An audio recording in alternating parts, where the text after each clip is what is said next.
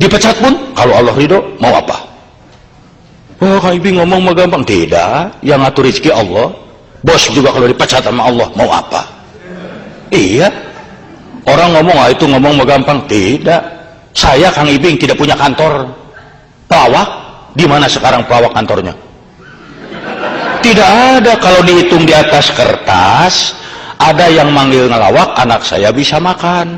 Kalau tidak ada yang manggil, anak saya barangkali sulit makan. Teori, prakteknya, Masya Allah, tidak punya kantor, villa ge boga, mobil alus, penghasilan tuh eleh kudu di Jepang. Naon aing jika Jepang dah di Indonesia gaing beunghar. Ini kepo deui. bukan masalahnya apa-apa. Saya lihat tuh ada yang wanita lihatnya di bengong nih. Saya juga ngerti, dalam hatinya ngomong, itu si Ibing di kaset di televisi mah belon, asli nama ganteng, benar tak? Tidak usah ditepukin, saya bukan burung merpati. Pas japati aing pun jeung liur kamera aing mah liur murah bengkieu. Nah ini tapi yang paling sulit itu bentroknya. Sekarang diridhoi oleh bos, tidak diridhoi oleh Allah, diridhoi oleh Allah, tidak diridhoi oleh bos, mau apa?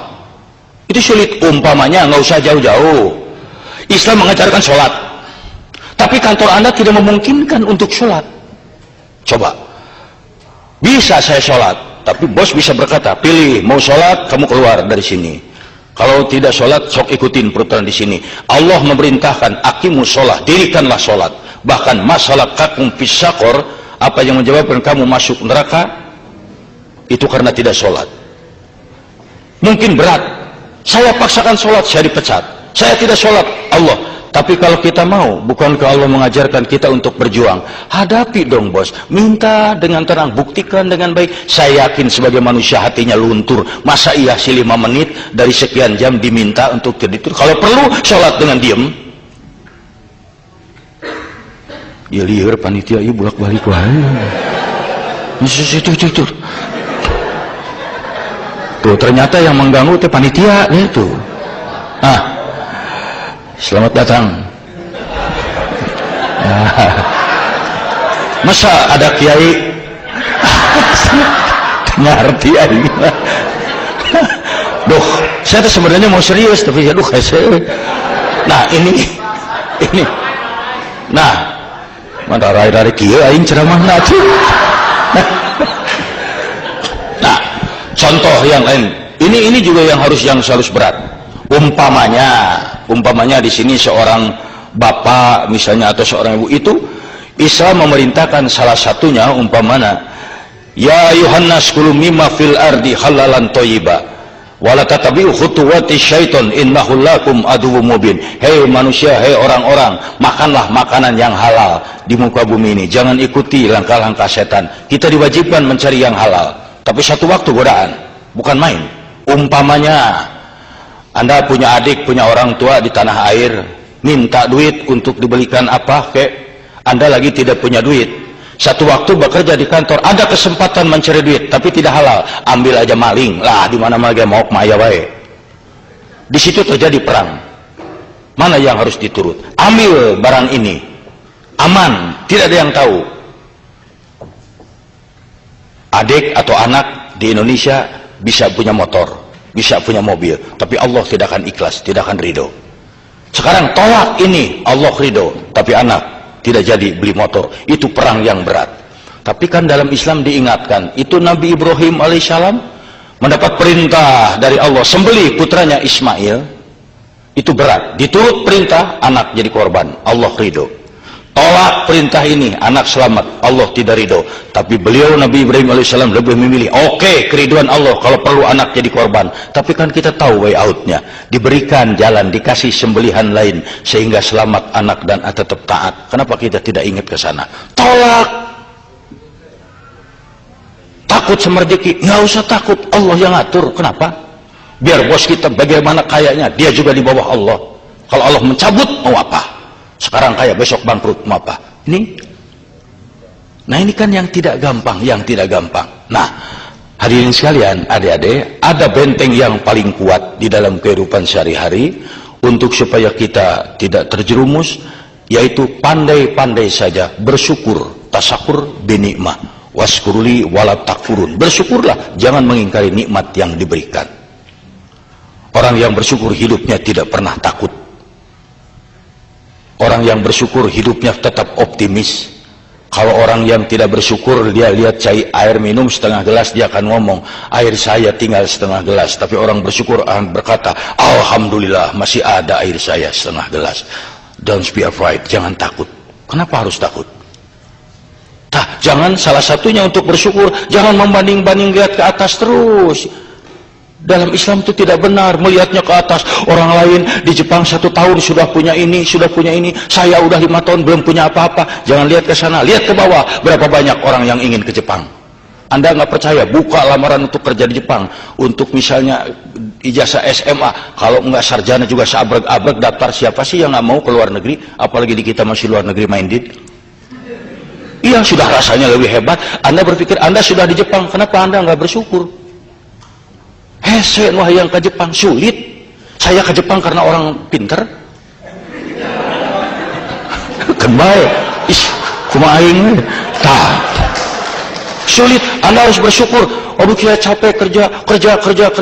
Nggak apa-apa. Berapa banyak orang yang ingin ke Jepang? Kalau dibuka lamaran ribuan, Anda sudah di Jepang, kenapa nggak bersyukur? Salah satu bersyukur, gunakan setiap kenikmatan untuk ibadah ke Allah. Ya Allah, saya ini di Jepang, belum tentu semua orang bisa ke sini. Ya sudah, Anda tinggal bekerja dengan baik kok. Bukan karena bos, bukan karena apa-apa, karena Allah. Yang baik aja kerja. Udah, itu pun akan ditolong. Satu, tuh. Kalau membanding-banding, terutama kalau membanding-banding aja itu nggak akan selesai.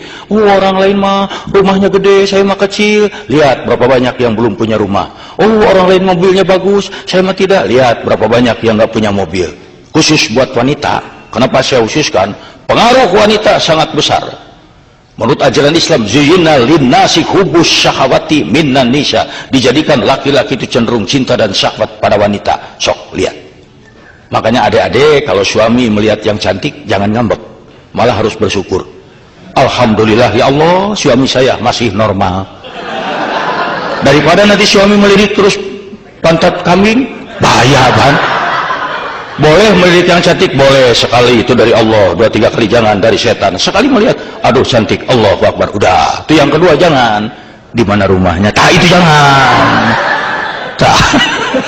Orang yang mau bersyukur mah tenang-tenang saja, karena Allah tuh yang mengatur. Kalau Anda ingin bersyukur, nanti pulang dari sini lihat wajah sendiri di cermin, akan timbul rasa syukur. Allahu Akbar, alhamdulillah, indah sekali wajah saya ya Allah. Coba lihat ini, mata disimpan dua-duanya di sini, pas sekali. Anda mau digaji 1 juta yen 1 jam, tapi mata ditelunyuk. Memang kalau ngintip yang mandi tenang, terbang kunci itu.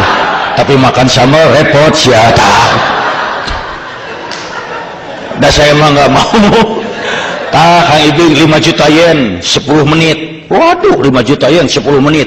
Tapi lubang hidung menghadap ke atas, dah repot. Kalau musim hujan gimana? Mana tuh?